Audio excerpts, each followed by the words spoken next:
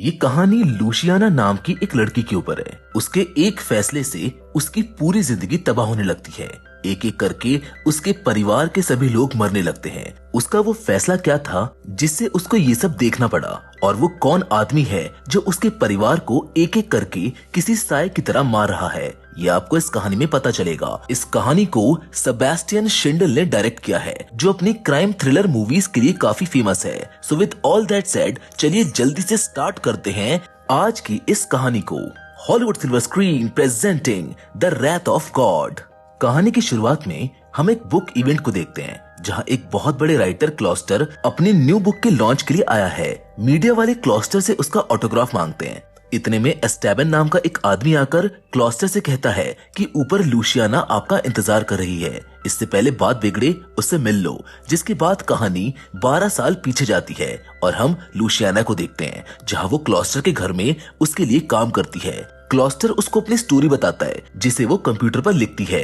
काम के बीच में लूसियाना क्लॉस्टर को बताती है कि उसने जहरीले और सही मशरूम में फर्क करना सीख लिया है। तो अब वो अपने मॉम डैड को भी इस बारे में बताएगी, क्योंकि उन्हें मशरूम बहुत पसंद है। यहाँ पर क्लॉस्टर लूसियाना को गंदी नजरों से देखता है। इतने में ही क्लॉस्टर की बेटी पॉली आ जाती है और लूसियाना से उसके साथ खेलने को कहती है। क्लॉस्टर की एक बेटी और वाइफ है। वो अपनी बेटी पॉली से बहुत प्यार करता है। वही पॉली को लूसियाना के साथ खेलना बहुत पसंद है। लूसियाना क्लॉस्टर के अलावा भी एक और राइटर के साथ काम करती है, जिसका नाम एस्टेबन है। लूसियाना इन दोनों के साथ काम करती है, लेकिन कभी भी वो एक दूसरे को इनकी बात नहीं बताती। अगले दिन फिर लूसियाना क्लॉस्टर के घर पर अपने काम पर जाती है, लेकिन आज क्लॉस्टर की वाइफ और उसकी बेटी पॉली बाहर घूमने जा रही हैं। इसीलिए आज ये दोनों ही घर पर अकेले हैं। लूसियाना रोज की तरह क्लॉस्टर की स्टोरी को कंप्यूटर में लिखती है, पर आज क्लॉस्टर उसको अपनी वाइफ के बारे में बताता है कि वो एक नेशनल लेवल की बेली डांसर थी, पर एक कार वाले ने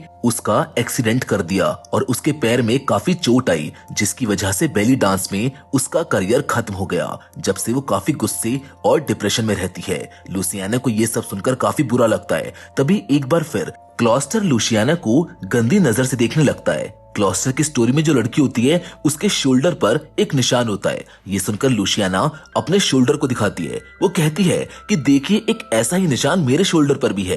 क्लॉस्टर को लगता है कि लूसियाना उसको हिंट दे रही है। वो बिना उसकी इजाजत के फौरन उसको किस कर लेता है, जिस पर लूसियाना गुस्सा हो जाती है और कहती है कि तुम ये क्या कर रहे हो। क्लॉस्टर कहता है कि मैंने क्या गलत किया, तुम्हें तो मुझको सिग्नल दे रही हो। जिस पर लूसियाना काफी गुस्से में कहती है कि तुम पागल हो, तुम ऐसा सोच भी कैसे सकते हो। इसीलिए वो फौरन क्लॉस्टर के घर से अपने घर चली जाती है, जहां पर हम लूसियाना की फैमिली से मिलते हैं। उसकी फैमिली में उसके मॉम डैड और उसके दो बड़े भाई ब्रूनो और रमीरो हैं, जिसके साथ उसकी एक छोटी बहन वेलेंटीना भी है। उसकी माँ उसको परेशान देखकर पूछती है कि क्या हुआ लूसियाना, जिस पर वो अपनी मॉम को सारी बात बता देती है। लूसियाना की माँ उसको क्लॉस्टर की पुलिस कंप्लेन करने को कहती है। अगले दिन लूसियाना अपनी मॉम के साथ जाकर ऐसा ही करती है, जबकि लूसियाना की वकील कंप्लेंट की एक कॉपी को क्लॉस्टर के घर भी भिजवा देती है, जिसको गलती से उसकी वाइफ देख लेती है। उसका दिमाग खराब होने लगता है।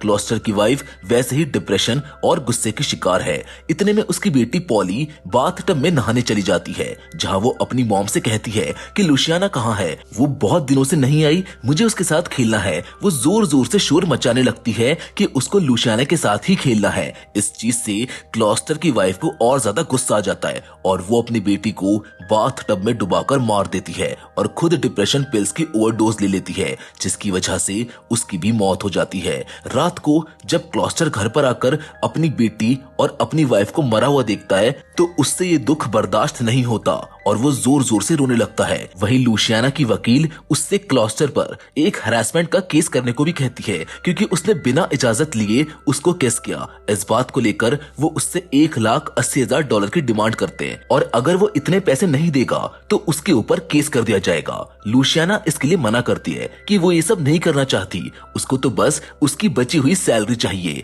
लेकिन उसकी मॉम वकील से ऐसा ही करने को कहती है। अगले दिन जब सुनवाई के दौरान क्लॉस्टर यहाँ पर आता है, तो वो कुछ नहीं बोलता, बल्कि एक चेक पर उतनी रकम भर देता है जितनी इन लोगों ने मांगी थी, जिसके बाद वो चुपचाप वहाँ से चला जाता है। जिस पर लूसियाना बोलती है कि मैंने आज से पहले इन्हें इतने गुस्से में नहीं देखा। लूसियाना की वकील कहती है कि इसने अभी कुछ दिन पहले ही अपनी बेटी और वाइफ दोनों को ही खो दिया है, वो मर गए, शायद इसी वजह से ये गुस्से में होगा। ये सुनकर लूसियाना दुखी हो जाती है, उसको सही नहीं लगता, लेकिन कहीं ना कहीं लूसियाना को ये भी लग रहा था कि कहीं क्लॉस्टर नहीं तो अपनी फैमिली के साथ कुछ गलत नहीं किया। वो घर आकर क्लॉस्टर की बेटी पॉली के बारे में सोचकर रोने लगती है, क्योंकि वो उसको काफी अच्छी लगती थी। इतने में उसके डैड उसके पास आते हैं और उसको परेशान देखकर अपने साथ फैमिली वेकेशन पर चलने को कहते हैं। लूसियाना उनकी बात मान लेती है, जिसके कुछ दिन बाद ये सब फैमिली वेकेशन पर अपने बीच हाउस पर जाते हैं, जहाँ लूसियाना जब पानी लेने जाती है तो उसको वहाँ पर एक कॉफी शॉप पर क्लॉस्टर दिखाई देता है, जिसको देखकर वो डर जाती है।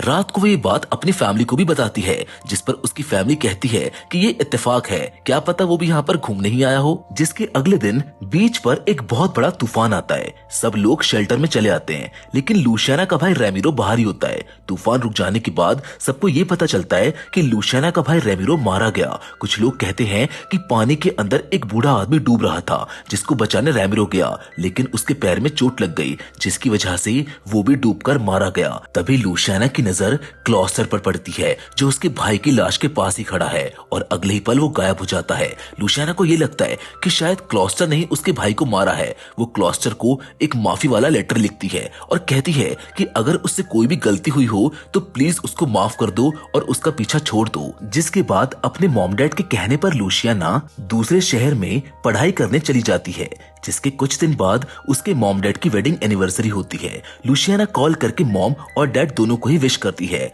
उसी रात उसका भाई उसको फोन करके बताता है कि मॉम डैड की हालत बहुत खराब है, तुम जल्दी से अस्पताल आ जाओ। वहां जाकर उसको पता चलता है कि उसके डैड अब नहीं रहे और उसकी मॉम को दिमागी सदमा लगा है। लूसियाना पूछती है कि ये कैसे हुआ भाई, जिस पर उसका भाई ब्रूनो बताता है कि मॉम डैड ने एनिवर्सरी पर जहरीले मशरूम खा लिए थे, जिससे मॉम तो बच गई लेकिन डैड नहीं बच पाए। ये सुनकर लूसियाना समझ जाती है कि ये भी क्लॉस्टर ने ही किया है, क्योंकि जब वो उसके यहाँ पर काम करती थी तो उसने एक बार क्लॉस्टर को बताया था कि उसके मॉम डैड एनिवर्सरी पर मशरूम खाते हैं, और ये बात उसे और हमारे फैमिली मेंबर्स के अलावा किसी को पता नहीं है, तो ये कोई इत्तेफाक नहीं है, ये सब उसी ने किया है। वो रोते हुए कहती है कि वो मुझसे बदला ले रहा है, वो हम सबको एक एक करके मार रहा है। जिस पर उसका भाई कहता है कि ये सिर्फ एक एक्सीडेंट था, इसमें किसी का हाथ नहीं है। कुछ दिन बाद लूसियाना थोड़ा सा ठीक हो जाती है। वो अपने डैड और छोटे भाई की मौत के गम से बाहर आ रही थी कि तभी उसके बड़े भाई ब्रूनो पर एक आदमी हमला कर देता है। वो उसे इतना बुरी तरीके से मारता है जिससे उसकी भी मौत हो जाती है। उस आदमी को ये लग रहा था कि लूसियाना का भाई उसकी पत्नी का लवर है। पुलिस उस आदमी को पकड़ लेती है और लूसियाना को बताती है कि वो आदमी एक कैदी था, उसको एक खून के इल्जाम में 25 साल की सजा हुई थी, लेकिन पता नहीं वो कैसे जेल से भाग गया। उस कैदी ने हमको ये बताया कि तुम्हारे भाई का उसकी वाइफ के साथ चक्कर चल रहा था, वो अक्सर उसकी वाइफ को लेटर लिखता था, वो लेटर किसी ने उस कैदी को जेल में भेज दिए और इसी वजह से उसने तुम्हारे भाई को मार डाला। जिस पर लूसियाना कहती है कि मेरा भाई ऐसा नहीं था, मैं जानती हूँ कि ये सब क्लॉस्टर कर रहा है, क्योंकि वो अक्सर अपने उन फैंस को जो जेल में रहकर उसकी बुक पढ़ते हैं उनको लेटर्स लिखता था। पर पुलिस उसको पागल समझती है कि इतना बड़ा आदमी ऐसा क्यों करेगा। एक एक करके लूसियाना के परिवार के लगभग सभी लोग मर गए। अब उसके पास सिर्फ उसकी माँ और उसकी छोटी बहन वेलेंटीना ही बची है, जिनकी सेफ्टी के लिए वो अपने एक पुराने दोस्त एस्टेबन को कॉल करती है, जिसके यहाँ पर वो पहले काम भी किया करती थी। वो पहले एक राइटर था पर उसकी बुक ज्यादा नहीं चली, इसीलिए अब वो न्यूज एजेंसी के लिए लिखता है। वो उसको अपने घर बुलाती है। क्लॉस्टर ने कैसे एक एक करके उसके परिवार को मार दिया सब बताती है, जिसके साथ वो ये भी बताती है कि क्लॉस्टर का अगला शिकार मेरी मॉम है, जो इस वक्त नर्सिंग में भर्ती है। मैं चाहती हूँ कि तुम क्लॉस्टर के खिलाफ मेरी इस कहानी को मीडिया में छापो, ताकि क्लॉस्टर मुझसे और मेरे परिवार से दूर हो जाए। एस्टेमन कहता है कि एक बहुत बड़ा आरोप है और वो इसमें फंसना नहीं चाहता, जिस पर लूसियाना कहती है कि भूलो मत, तुम्हारा राइटिंग का सपना भी उसी आदमी ने खराब किया है, वही तुम्हारी बुक्स को ऊपर तक नहीं जाने देता। एस्टेबन कुछ सोचकर बातें करने लगता है। घर जाकर एस्टेबन क्लॉस्टर के बारे में बहुत सोचता है, लेकिन एंड में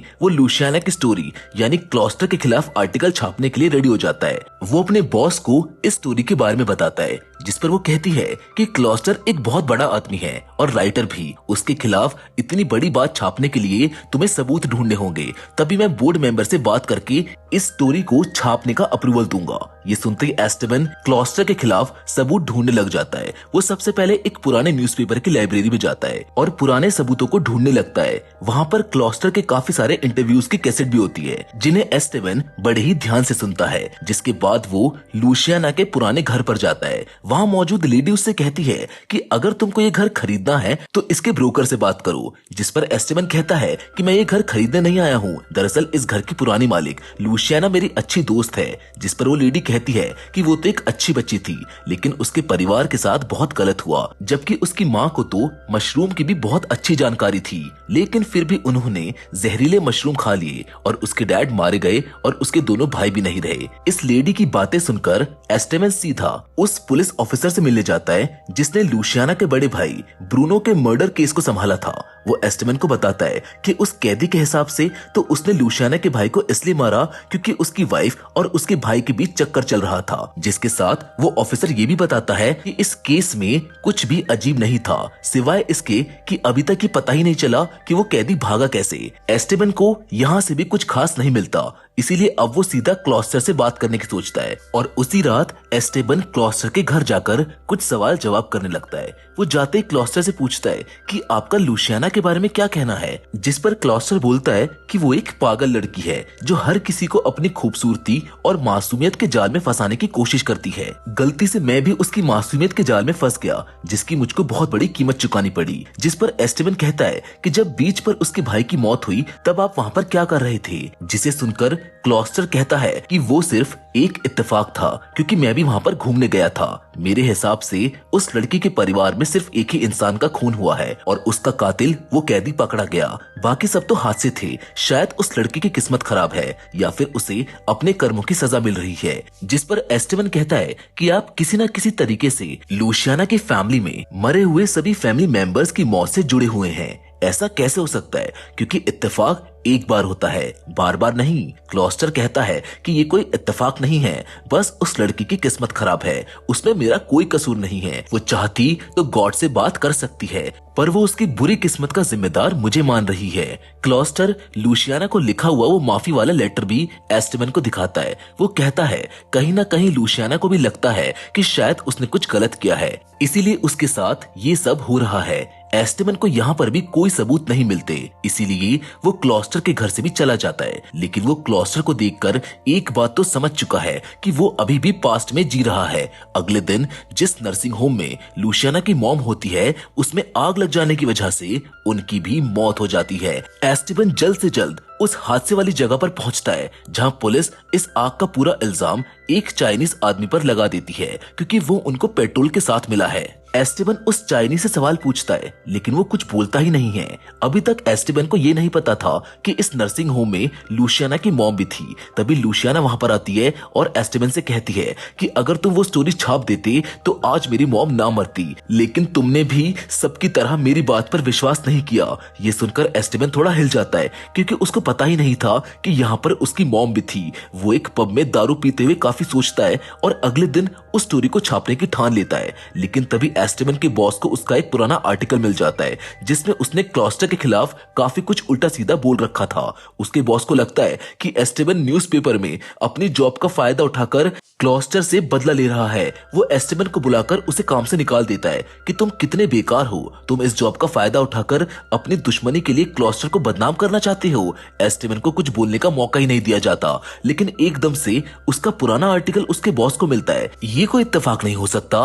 अब वो भी ये बात समझ जाता है। वही लुसियाना की छोटी बहन वेलेंटीना आज अपनी दोस्त को घर लेकर आती है। वेलेंटीना की दोस्त उससे कहती है कि तुमने जो क्लॉस्टर का इंटरव्यू लिया था उसके बारे में अपनी बहन लुसियाना को तो नहीं बताया। जिस पर वेलेंटीना कहती है कि नहीं, मेरी बहन को वो पसंद नहीं है, लेकिन मैंने उसकी सारी बुक्स पढ़ी हैं और क्लॉस्टर ने खुद मुझसे कहा था कि मैं इस इंटरव्यू के बारे में किसी को ना बताऊं। ये सारी बातें बाहर खड़ी लुसियाना सुन लेती है।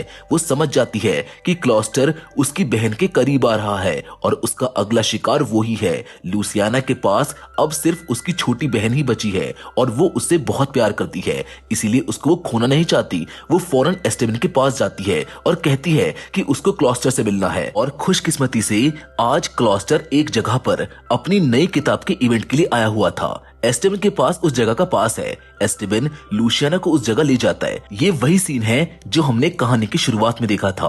अब कहानी यहाँ से प्रेजेंट में आती है। एस्टेबन क्लॉस्टर से जाकर कहता है कि लूसियाना ऊपर खड़ी है और तुम्हारा इंतजार कर रही है। इससे पहले बात खराब हो उससे जाकर मिल लो। क्लॉस्टर इवेंट को छोड़कर ऊपर जाता है, जहां लूसियाना क्लॉस्टर से कहती है कि तुमने मेरा सब कुछ छीन लिया है, तुम मुझसे और क्या चाहते हो। जिस पर क्लॉस्टर कहता है कि मुझको यही दर्द, यही दुख तो तुम्हारे चेहरे पर देखना था। मुझे इससे भी ज्यादा दर्द हुआ था जब मैंने अपनी बेटी को खोया। लूसियाना कहती है कि उसमें मेरा कोई कसूर नहीं था, लेकिन तुम अब मुझसे क्या चाहते हो, अब मैं ऐसा क्या करूं जो तुम ये सब बंद कर दो। जिस पर क्लॉस्टर लूसियाना को यहाँ से नीचे कूदने का इशारा करता है, यानी उसकी मौत के साथ ही अब ये सब बंद होगा।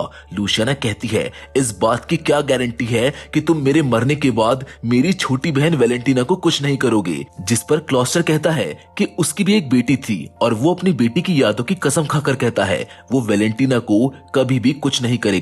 ये सुनते ही लूसियाना वहां से कूदकर मर जाती है। एस्टेबन भागकर लूसियाना के पास आता है और ऊपर की तरफ क्लॉस्टर को खड़ा हुआ देखता है। जबकि लूसियाना की मौत से एस्टेबन को बहुत बड़ा झटका लगता है। वो कहीं ना कहीं अपने आप को उसका दोषी मानता है, क्योंकि अगर वो पहले ही क्लॉस्टर के खिलाफ आर्टिकल छाप देता तो शायद ये ना होता।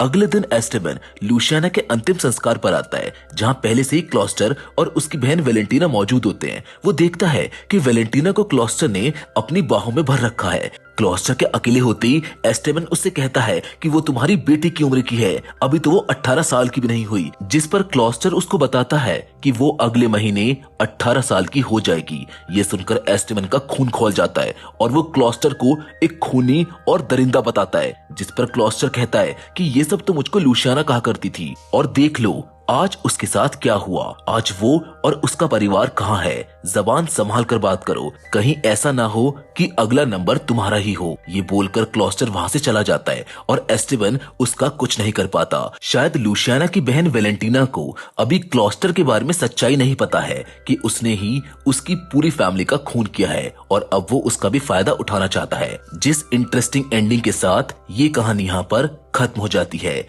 हम उम्मीद करते हैं कि ये कहानी आपको पसंद आई होगी।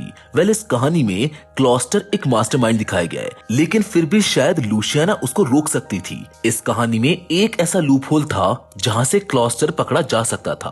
अब वो लूपहोल क्या था ये आप हमको कमेंट करके बताना। बाकी फिलहाल तो आज की कहानी में बस इतना ही, लेकिन हम फिर से जरूर मिलेंगे और वो भी एक और नई इंटरेस्टिंग कहानी के साथ। लेकिन तब तक के लिए धन्यवाद।